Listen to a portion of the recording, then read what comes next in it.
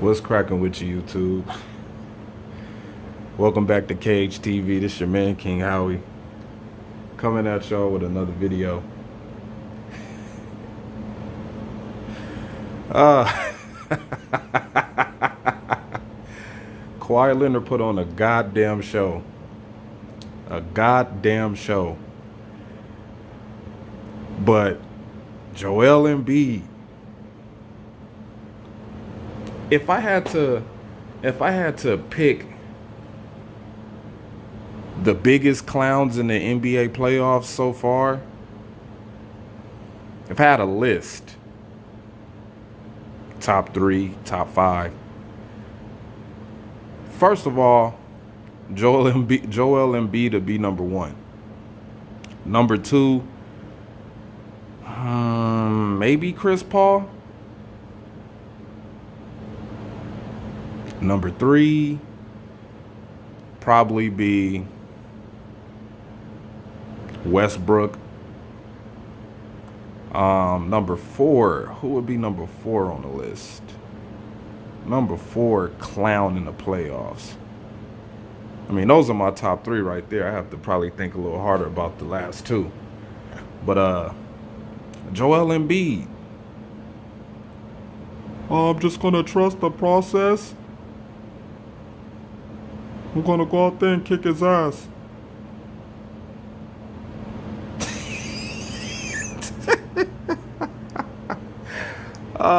There's stuff going on social media about replacing the crying Jordan with the crying Embiid. I mean, this dude held his team back in the playoffs. He was dealing with injuries, back injury, knee injury.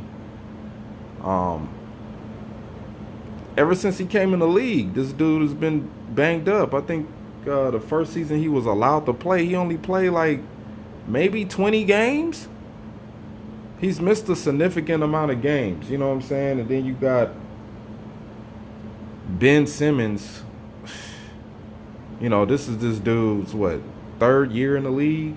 He missed his first year, and then, I don't understand that whole rule. You miss your first year as a rookie, but you could come in your second year and still be rookie of the year, which is a bunch of bullshit.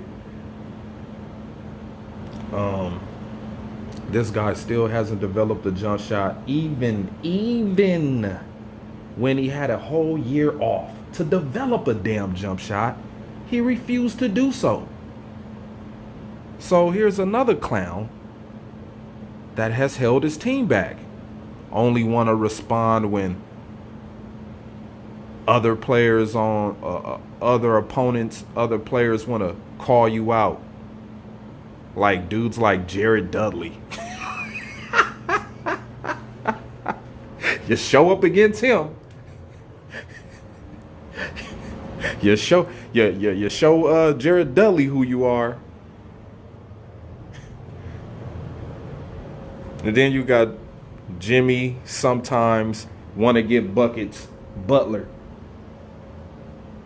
who's just basically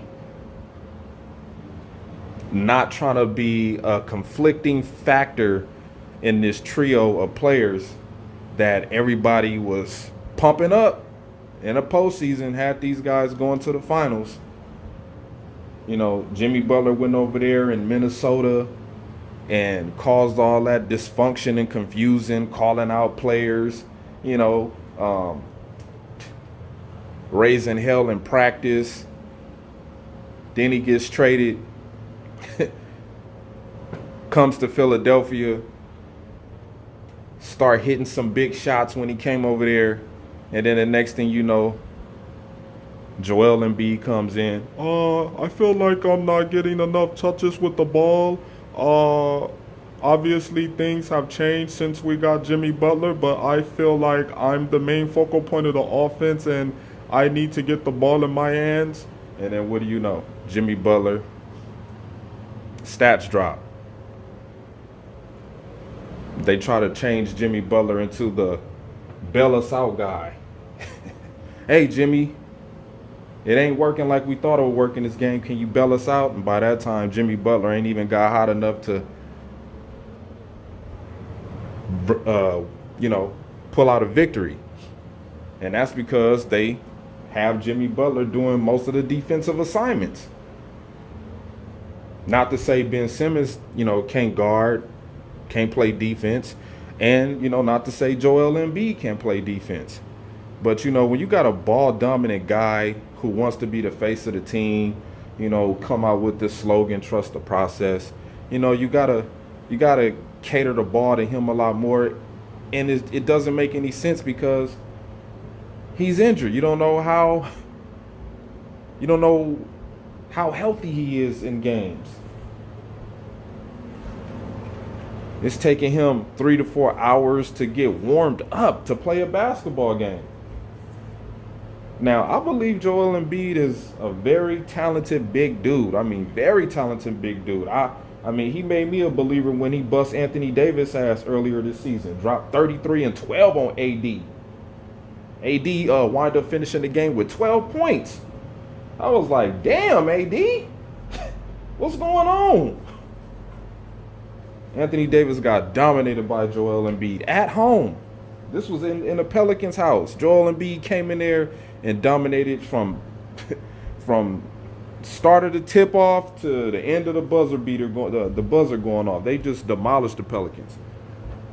I'm not saying Joel Embiid is not a talented big. He is.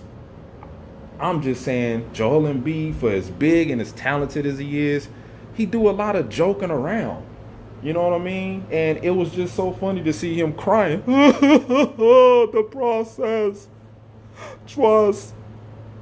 The process. Crying. Didn't want to talk to players after the game. Mark Gasol over there, giving them a shoulder to cry on. Here, man, shed your tears right here. Trying to give him some words of encouragement so he could, pull himself together after having a breakdown. You know what I mean? Everybody had high expectations for this team. Everybody had high expectations for this team. But like some analysts say, like Max Kellerman said, he don't think this team will gel enough in time to be champions. And now they talking about breaking this team up. If it was me, man, if it was one person I would get rid of, it would be Ben Simmons. You got a damn power forward playing point guard, first of all, which makes no damn sense. He want to sit up at the top of the key like he a big time 3-point shooter. He has no mid range. He to me, man. Ben Simmons ain't nothing but a big ass Lonzo Ball. That's all he is. He just a bigger, taller Lonzo Ball. Can't shoot free throws. All he want to do is do the LeBron shit, bully his way to the rim, and he ain't big enough to do that yet. He's still, trying to grow into his NBA body. Jimmy Butler is becoming a free agent after this season, so who knows where he gonna take his services to. But as far as the process and all of the shit he was doing this year, clowning around, now I want to see you turn it around and be serious, man. Hopefully this was an eye-opener. This is the second time y'all done lost in the Eastern semi, however the hell you say that shit. Second time y'all done lost. So we're going to see what's going to happen with the Philadelphia 76ers, the city of brotherly love.